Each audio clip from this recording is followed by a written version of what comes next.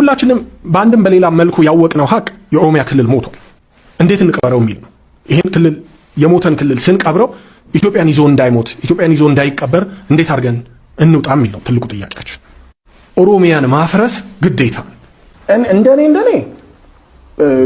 ማታ 2 ሰዓት ዜና ላይ ክልሉ ፈርሶ ቢሰሙ ትንሽ መልስ ደስ ይላል። ኦሮሚያ ውስጥ የሚኖሩ ኦሮሞዎችም ሆኑ ማንም ፈለገም አልፈለገም ይዳዝም ማተር እሱ አይደለም ጥያቄ። ያለውን ህገ መንግስት ተጠቅሞ ክልሎቹን ወይንም ዞኖቹን ወደ ክልልነት በመቀየር መሸንሸን።